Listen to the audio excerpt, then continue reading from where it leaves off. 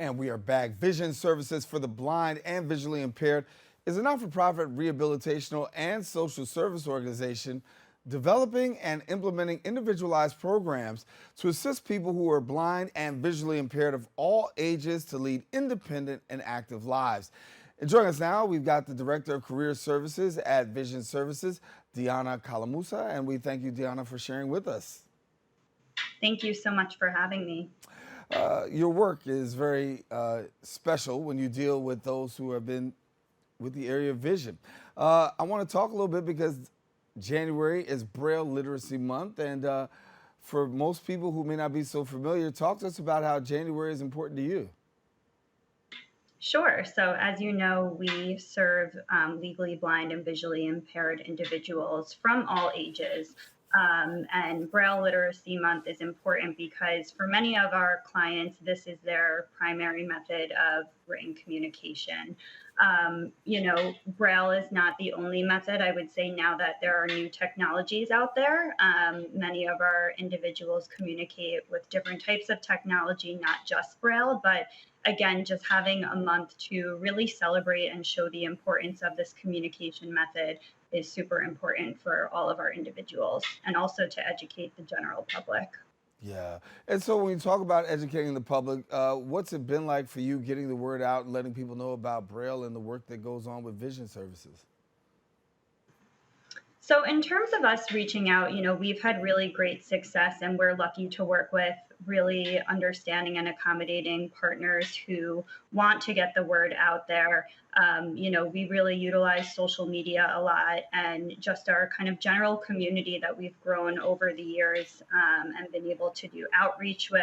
We're always having events, whether they're in person or virtual, to really accommodate the individuals that we serve and to get the word out there. So we've been fortunate and had really great success.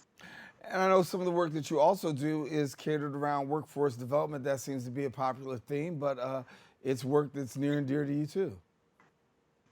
Yes, yes. So, in terms of workforce development, I work on a team of six, and the goal of our department is to prepare our legally blind clients to enter or re enter the workforce. We have a really important common goal of making sure that our clients are successful and helping them with applying for jobs, identifying jobs that are commensurate with their interests, their skills, and their education. We've actually been number one in job placement in our area for, I believe, 6 years running. So that's something that we're super proud of and is really important to us. Congratulations there. And I want to talk about that workforce. And as people are going into the workforce, we talked about also being Braille Awareness Month. Is when it comes to Braille in the workforce, what are we finding? Are we finding that a lot of people are taking advantage of Braille, or is there still some work that needs to be done? I think that it's really dependent on the individual. Now that there are different types of accommodations and technologies out there, not all of our clients are Braille users.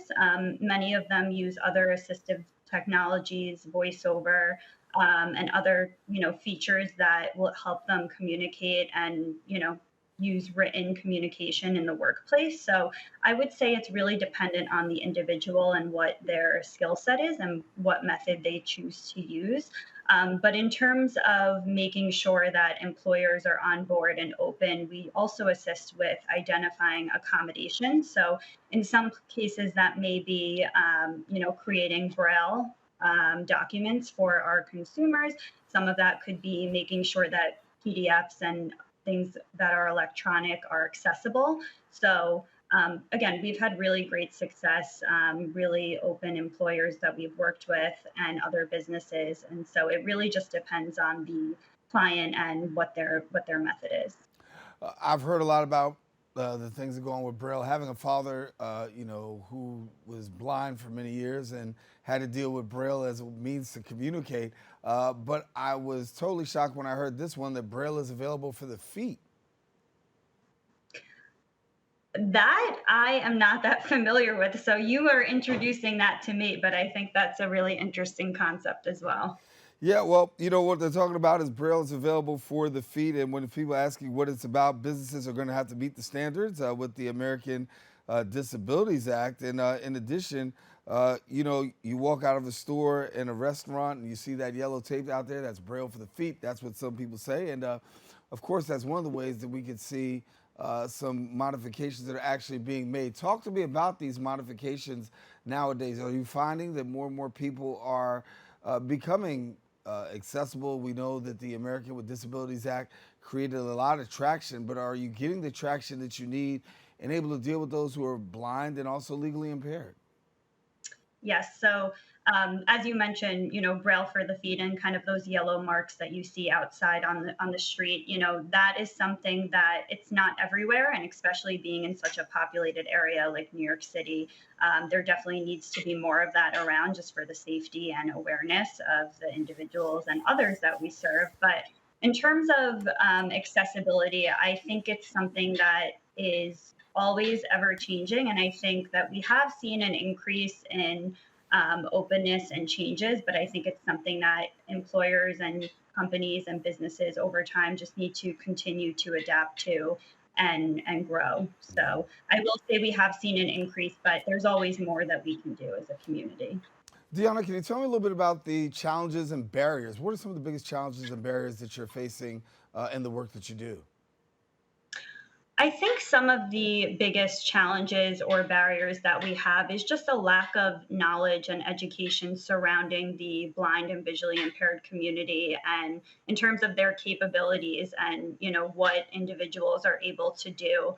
I think sometimes people, or when you hear the word blind, um, there's a certain aspect that comes to mind, and assuming that one is the same, and you know everyone's vision is different. And so just understanding that everyone has different capabilities, and just because someone is blind does not mean that they can't do the job just as well, if not better, as someone who is fully sighted. So I think there's still a lot of education and awareness that needs to be brought to the public. And I know you've got job placement as a part of the work that you do too. How Yes. how accommodating are businesses, organizations to receiving those in your clientele? They are really accommodating. I think that a piece of it is sometimes employers and businesses aren't exactly sure what type of accommodations an individual may need. So that's where our team is able to step in and really help out and help them identify what accommodations would be most helpful. But we've had great success, and we've had so many employers that are open and welcoming. Mm. And I can't let you leave without sharing a word about some in-home training and how that's available. Yes, so we provide an array of services. So we talked about job placement. We also provide vision rehab services, social work services, technology training, and all of our services are provided in person and virtual, to accommodate the client. Well, Deanna, we want to thank you so much for the work that you do, and certainly a lot that goes on with Vision Services. And as we said, January is Braille Awareness Month, and we're glad that we can be able to share a little bit to make the public a little bit more aware. Thanks for being with us. Thank you so much for having me. All righty, Deanna Calamusa with us here. And if you want more information, you can visit the website, visionsvcb.org, and then also on social media at visionsvcb.